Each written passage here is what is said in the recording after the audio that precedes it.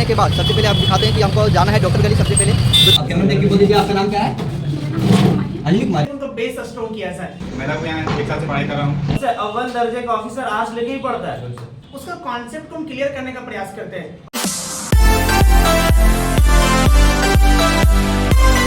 Hello guys, स्वागत करते हैं आपको फिर से हमारे एक नए ब्लॉग में। सो गाइस, आज हम लोग बताने वाले हैं आपको कि तिलैया का सबसे सर्वश्रेष्ठ कोचिंग जो आपको कभी मीडिया बताएगी नहीं। टेंशन नहीं लेने का, अपुन है ना। आपको तो प्लीज़ वीडियो के अंत तक बने रहिएगा। यदि आप तिलैया में नए हो और यदि आप तिलैया के निवासी हो तो इसके आगे मेरे वीडियो को फॉलो कीजिएगा। तो चलिए चलते हैं।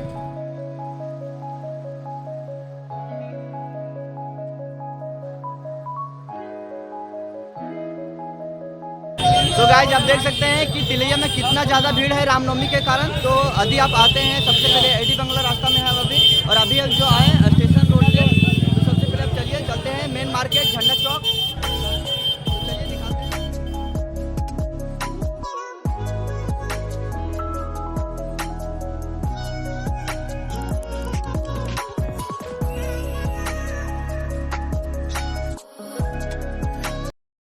अभी आप देख सकते हैं कि हम अभी झंडा चौक पर हैं। अब देख सकते हैं अभी रामनवमी का चल रहा है तैयारी। सबसे पहले आप यहाँ के आने के बाद सबसे पहले आप दिखाते हैं कि हमको जाना है डॉक्टर गली सबसे पहले। तो चलिए चलते हैं डॉक्टर।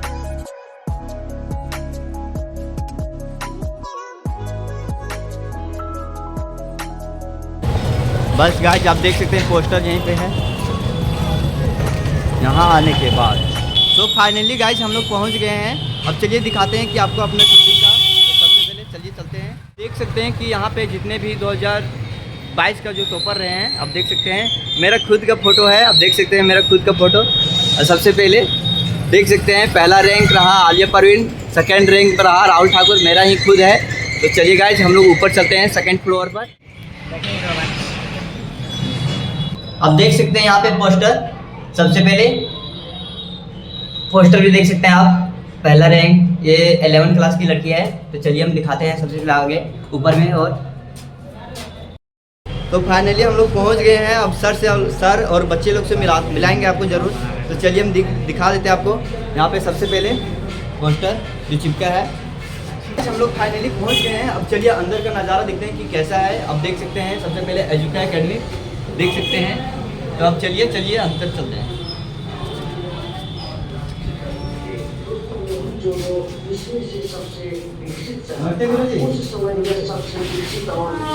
अब देख सकते हैं कि काफी मात्रा में बच्चे लोग विद्यार्थी लोग यहाँ पे पढ़ रहे हैं अभी। आप देख सकते हैं सबसे पहले आप स्मार्ट क्लास भी देख सकते हैं। जरा स्मार्ट क्लास जो अपने समय काल की विश्व की सबसे उन्नत और विस्तृत सभ्यता। देख सकते हैं कि सबसे अच्छा बढ़िया क्लास अभी दिखाया जा रहा है स्मार्ट टीवी पर। एक बार बच्चों को ले लीजिए वीडियो आप।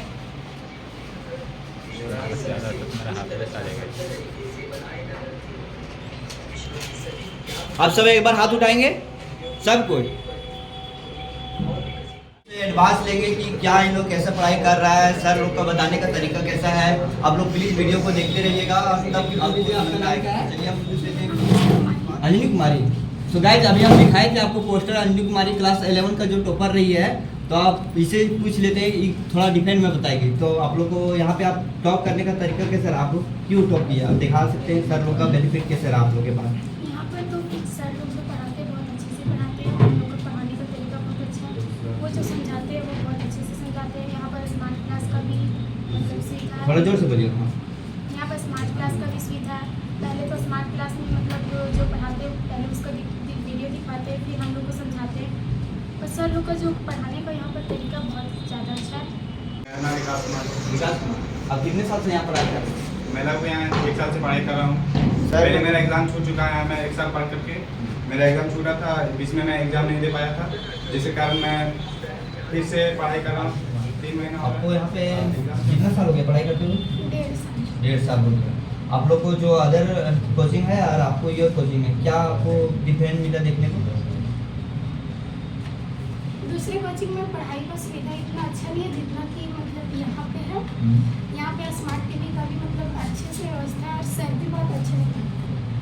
और सर लोग का तौर तरीका आप लोग को आपको कैसा लगा बताने में? बहुत अच्छा लगा, बहुत पढ़ाने का भी तरीका अच्छा लगा, समझाने का भी। दोनों सर का। हाँ। पहले सर का नाम। तो सबसे पहले आप यहाँ पे कैसे आए पढ़ने के लिए? यहाँ पे मेरा भाई पहले आए हैं, उसी के जरिए कैमरा देख रहे आए हैं। उसके बाद आपको यहाँ पे पढ़ाने के बाद कोई डाउट तो नहीं रह जाता है? नहीं, अगर डाउट रहते हैं तो हम सर से पूछ लेते हैं। सर से पूछ लेते हैं। और आपको लेसन वगैरह समझ में आ रहे हैं जो सर बताते हैं? हाँ बिल्कुल। यहाँ स्मार्ट क्लास का ज़्यादा फायदा हुआ क्योंकि जितना देखने से समझ में आता है उतना पढ़ने से। आपको कोई डाउट रह जाता है पढ़ाने के बाद? सर और पढ़ा के और पूछते भी है, किसी को डाउट है तो क्लियर कर सकते हो। ट्रीट करते हैं, बहुत अच्छे से समझाते हैं, अच्छे से मोटिवेट भी करते हैं। अच्छा। पढ़ाई के अलावा और भी सुविधा देते हैं। तो गाइस हम पूछ लेते हैं सबसे पहले कि जितने भी अभी नए बच्चे आएंगे उन लोग के लिए सर क्या बताने वाले हैं, तो चलिए नोट कर लीजिएगा आप लोग। चलिए हम सबसे पहले पूछ लेते हैं। सर आप अपना नाम बता दीजिएगा सर। चलिए सर, अभी जो बच्चे पढ़ाई में कुछ मन नहीं लगता तो सर आप कैसे बताते हैं लोगों को? तो पढ़ने का मतलब ना, सबसे पहले ये समझो कि यहाँ पे जो बच्चा पढ़ता है एग्जाम पास करने के लिए पढ़ता है। सबसे पहले तो ये आपको क्लियर करना पड़ेगा, आपको सिर्फ एग्जाम पास करने के लिए नहीं पढ़ना है, आपको सीखने के लिए पढ़ना है। हम लोग एग्जाम पास करने के पीछे लगे रहते हैं, डिग्री लेने के पीछे लगे रहते हैं। जब तक ये कॉन्सेप्ट दिमाग से नहीं खत्म होगा तब तक आप एजुकेशन को हायर ही नहीं कर पाइएगा। एजुकेशन का मतलब होता है नॉलेज एक्वायर करना। अगर आपके पास नॉलेज है ना तो वो हर फील्ड में काम आएगा। तो सबसे पहले एग्जाम पास करने के लिए मत पढ़िए, नॉलेज के लिए पढ़िए। कहते हैं ना कि जितना लर्निंग होता है उतना ही अर्निंग भी आता है, तो लर्निंग पे फोकस करिए। और जितने भी नए बच्चे हैं उनको हम यही कहना चाहेंगे कि आप एजुकेशन को जो होता है ना एक्वायर करने उस पर फोकस करिए, ना कि एग्जाम पास करने पर। फिर देखिए आपका फ्यूचर भी अच्छा होगा, आपका करियर भी अच्छा होगा। सर जैसे विद्यार्थी लोग को डर, मन में डर रहता है एग्जाम के प्रति, तो आप उन लोग का जो डर है वो कैसे मन से भगा देते हैं? देखिए सबसे पहले तो एग्जाम कोई बड़ा चीज है नहीं। आप बेकार में एग्जाम को लेकर के इतना ज्यादा मन में डर बैठा करके रखें। देखो एग्जाम से डर नहीं है, लेकिन एग्जाम के डर का जो मन में डर बैठा हुआ वो ना सबसे खतरनाक डर है। आदमी सांप से नहीं डरता है, उस सांप का जो डर होता है ना उससे डर जाता है।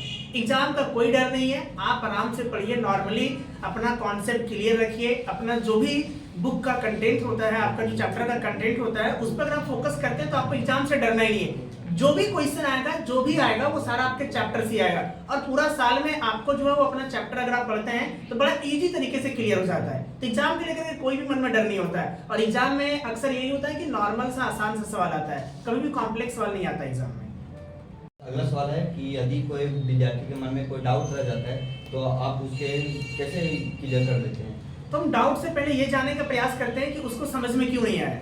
सब बच्चे का अलग अलग माइंड होता है, सबका एक जैसा मन नहीं होता है, और सबका समझने का प्रोसेस भी अलग अलग है, एक जैसा प्रोसेस भी नहीं है। तो हम जानने का प्रयास करते हैं कि उसको क्यों नहीं समझ में आया, और नहीं समझ में आता है तो हम उसको पर्सनली बैठ के समझाते हैं, उसको वीडियो दिखा करके समझाते हैं, उसका कॉन्सेप्ट को हम क्लियर करने का प्रयास करते हैं। और कई बार तो उनका जो बेस कमजोर होता है तो हम कोशिश करते हैं तो बेस से भी हम समझाने का प्रयास करते हैं। नाम बता दीजिए एक बार आप। मेरा नाम राहुल कुमार हुआ। सर आप कौन सा सब्जेक्ट पढ़ाते हैं? हम स्पेशली ज्योग्राफी, पॉलिटिकल और हिंदी पढ़ाते हैं। सर जैसे कहा जाता है कि ज्योग्राफी बहुत बच्चों को रुचि रहता है, बहुत लोगों को कम रुचि रहता है, तो सर अब कम रुचि जो रहता है उन लोगों के मन में कैसे बताते हैं? देखिए सबसे पहले ज्योग्राफी आर्ट्स का सब्जेक्ट भले ही है लेकिन वो एक साइंस है, विज्ञान है, ठीक है।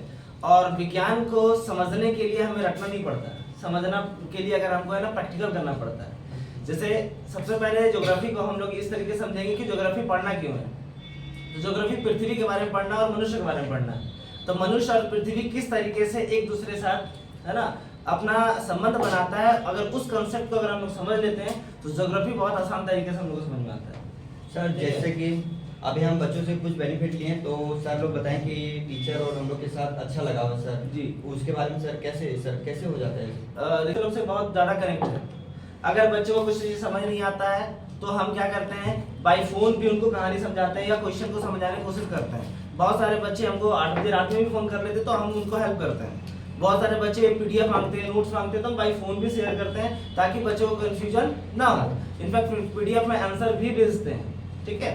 तो इस वजह से क्या होता है कि बच्चों को लगता है कि सर हम लोग से बहुत कनेक्ट है और सर का पढ़ाने का तरीका, समझाने का तरीका भी बेस्ट होता है। तो हम लोग अपना बेस्ट देते हैं तो बच्चों लोग को भी लगता है सर बेस्ट है। इसलिए सर बहुत सारे ऐसे विद्यार्थी होते हैं जो आर्ट्स लेकर उसको जो पूछा जाता है कि कौन सा ऑनर्स रखे हो तो बताने में उसको सर झिझक क्यों होता है सर? देखिए ऐसा है ना, ये हमारा जो है वो सामाजिक एक तरह का बंधन है, यह सामाजिक सोच है। हम लोग के पास 3 स्ट्रीम है, आर्ट्स, कॉमर्स, साइंस, जिसमें से सबसे निचला स्तर पे आर्ट्स आता है। लेकिन सबसे अव्वल दर्जे का ऑफिसर आर्ट्स लेके ही पढ़ता है। दर्जा हम लोग का आर्ट्स में बहुत नीचे मिलता है, लेकिन सबसे हाईएस्ट ऑफिसर आर्ट्स लेके ही पढ़ता है। और ये इसलिए होता है क्योंकि आर्ट्स एक ऐसा सब्जेक्ट है जिसमें आप भारत के इतिहास, विश्व के इतिहास के बारे में बहुत अच्छे तरीके से जान सकते हैं, लेकिन आप साइंस में ऐसा नहीं जान सकते हैं। साइंस में आपको फॉर्मूलाज याद करना पड़ेगा, केमिस्ट्री, बायोलॉजी, फिजिक्स, लेकिन आर्ट्स में आपको हिस्ट्री, ज्योग्राफी पढ़ना पड़ेगा, आपको पॉलिटिकल पढ़ना पड़ेगा, देश कैसे चलाएं वो पढ़ना पड़ेगा, आपको दूसरे देश से संबंध कैसे रखना वो पढ़ाया जाएगा। तो आर्ट्स भले ही बहुत नीचे है, लेकिन बहुत काम का चीज है। और ये हम लोग का एक तरह का समाज और पेरेंट्स ने एक तरह का सोच बना लिया कि आर्ट्स बहुत पीछे है। आर्ट्स का मतलब, आर्ट्स बहुत कठिन सब्जेक्ट है।